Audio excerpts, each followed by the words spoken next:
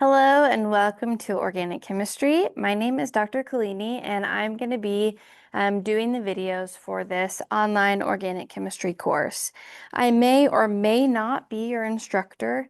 Um, Sometimes the videos for the course don't line up with a person who's able to, respond to emails and facilitate the rest of the class.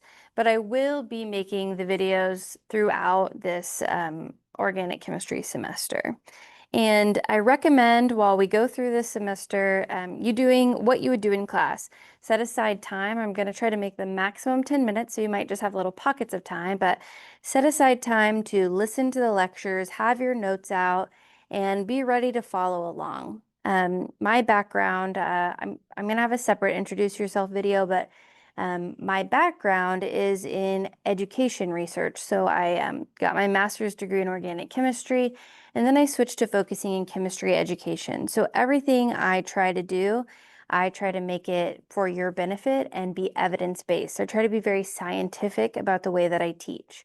So I want to teach in a way that's going to support you. And one of the biggest things that science of teaching tells us is that the more active students are in their own learning experience, the better the experience will be for them. So my goal for you as you're sitting at home is that you're following along and actively participating.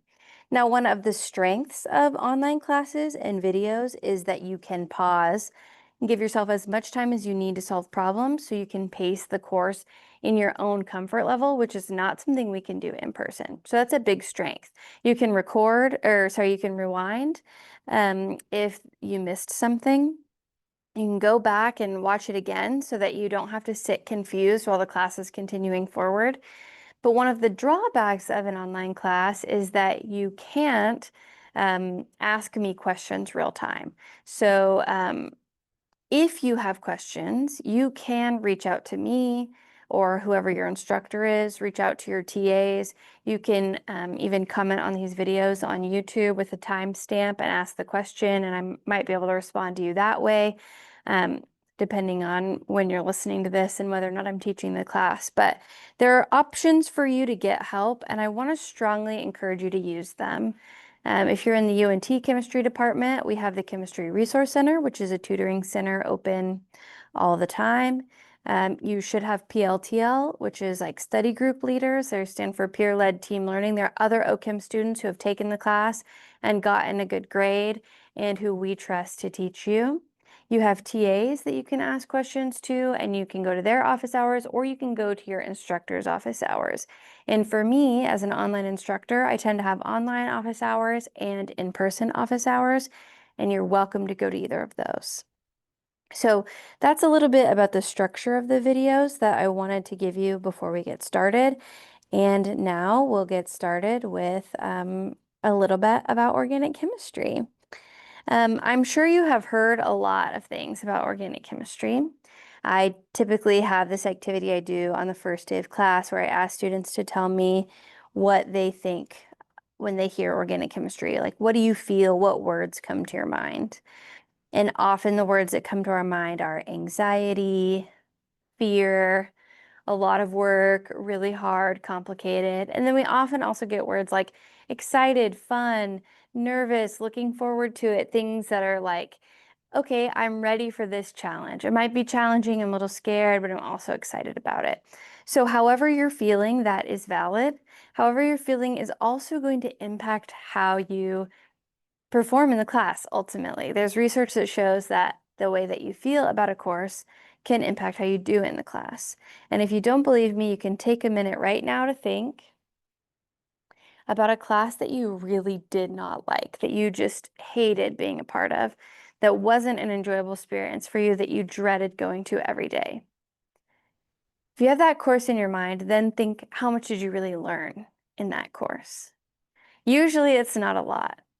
I know for me, there's a class that I absolutely did not like going to, and I didn't learn a lot in it. So the way you feel about a course can impact your learning experience, but not just whether you like it or not, but also your confidence level. So I want to take some time to validate those emotions that you're having, but also to reassure you that I'm doing everything I can as an instructor to set you up for success.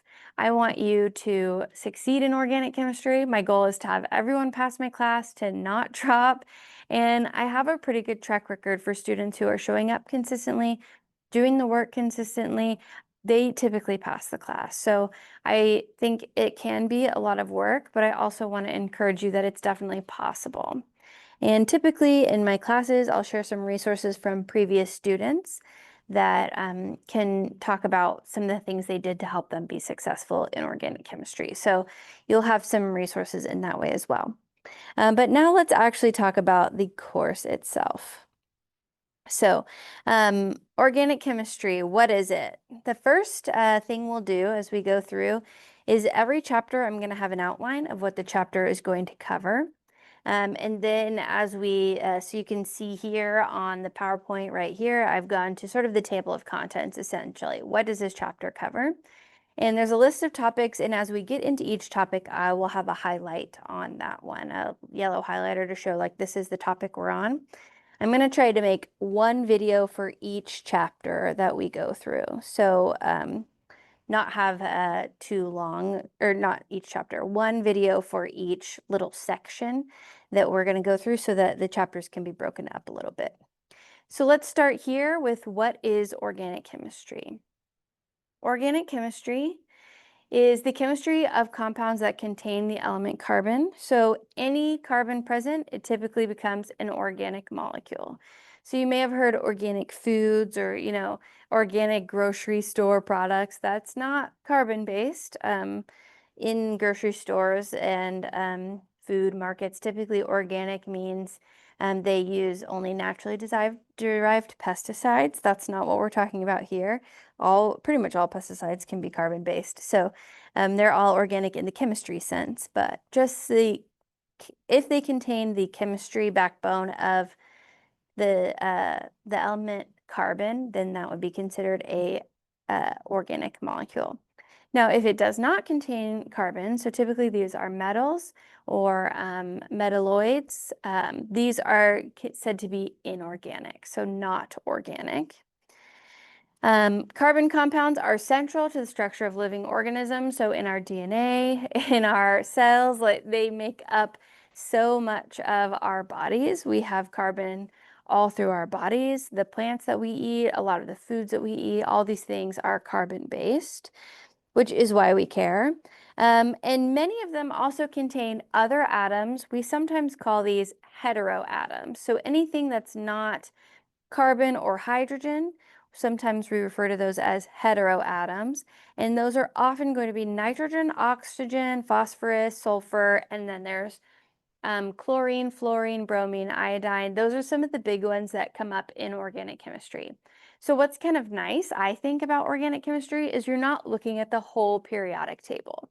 So you don't have to think about everything on the periodic table and trends that go around the whole periodic table. We pretty much hang out just in the first two rows of the periodic table, and then we'll kind of go down the column of what we call halogens. The second to the left column of halogens are sometimes present as well, but you don't have to have everything in the whole periodic table. And the reason why we care is because carbon atoms will form strong bonds to other carbon atoms, and they can form strong bonds to those other elements that we talked about, hydrogen, nitrogen, oxygen, and sulfur. And because of those properties, carbon is the basis for so many different molecules. So for living organisms, for medicines that we take, a lot of medicines that we take are carbon-based. If you take an antidepressant, if you take an antihistamine, if you take I can't even think, so many different molecules are carbon-based. A lot of the foods we eat. And so if you're going to go into any field that's related to nature or humans, you pretty much are going to studying them, like ecology, this relates to you. If you're going into pharmacy, this relates to you. Dentistry, this relates to you. It relates to you in all kinds of ways. And here are a few applications of these. So I mentioned dentistry. Oftentimes, the composites that they fill are cavities with. So if you have a cavity, this is a picture here on the left of a skull with some highlighted areas in the X-ray. Those highlighted areas, the brighter white areas, are fillings. That's how fillings show up on an X-ray. And these fillings are typically made with what we call a composite. That's actually a polymer. So polymers, you can think of them as like molecular necklaces. They have these repeating units of molecules. My friend calls them molecules made up of a bunch of molecules. So if you think of the way a necklace is made up of a pearl, like pearl necklace has a repeating unit of a pearl over and over and over again, and then taken together, it's a pearl necklace. That's kind of what polymers are too. It'll be a carbon-based molecule, and then you repeat that over and over. And you'll get a long chain of this repeating unit of carbons, and they can harden to make all kinds of different materials, including dental fillings. That is also what Teflon is. Teflon is a carbon with 2 fluorines on it, actually. And that unit repeats over and over and over and over again to get us a really nice long molecule that's not very reactive, and we can coat pans with it and they're non-stick. It's not the safest thing, and that's why we're seeing people move away from non-stick coatings and into more stainless steel and cast iron pans, but that is the basis of where Teflon comes from. And then there are also organic molecules in nature, in plants, in the foods we eat. So we'll learn more about this in organic chemistry too, but a lot of highly colored, naturally occurring substances like peppers, grapes, blueberries, tomatoes, the way they get their color is from organic molecules that are absorbing light from the sun to photosynthesize. So just like chlorophyll in plants is green, there's also highly colored other compounds that make, lycopene is something I think that makes tomatoes red. Carotene makes tomatoes red and carrots orange. These molecules do a similar function to what like chlorophyll does in plants, but these are all carbon-based. So chlorophyll is carbon-based, and so is any other highly colored molecule. And often these are also antioxidants that we can talk about later in this chapter, but antioxidants are carbon-based molecules that are good at fighting free radicals, which are any molecule with an unpaired electron. So you may have heard a lot of these terms in your everyday life: free radicals, antioxidants. It's important for you to eat a variety of colors. All these things you may have heard of, and chemistry, organic chemistry specifically, is how we get a basis for them. And so here are some more molecules that are carbon-based. There's a few different representations of them, and so we can kind of go through these a little bit more clearly later on. The first image on the left is aspirin. And then, so if you ever take aspirin for pain or headaches or whatever, that's a carbon-based molecule. We'll talk about how this is represented later on, but each one of these little corners represents a carbon molecule. Over here on the right, this is the structure for Teflon that I mentioned. That's the repeating unit, the carbon with 2 fluorines on it. And then down here, this is in the middle, this kind of weirdly stick-shaped structure is chlorophyll, as I mentioned earlier. Chlorophyll, but instead of drawing out the molecules or the letters, each of these little black balls represents carbon, and each of the white ones represents hydrogen. So we have aspirin, chlorophyll, and Teflon, which are all carbon-based molecules. So I'll wrap up there. I know I went a little bit over with the introduction, but it's not too heavy of a video. And next, we're going to get into how we write Lewis structures, because we need to be able to represent organic molecules if we're going to talk about them and their reactivity that impacts our everyday life. All right. Hope you enjoyed this video, and good luck studying.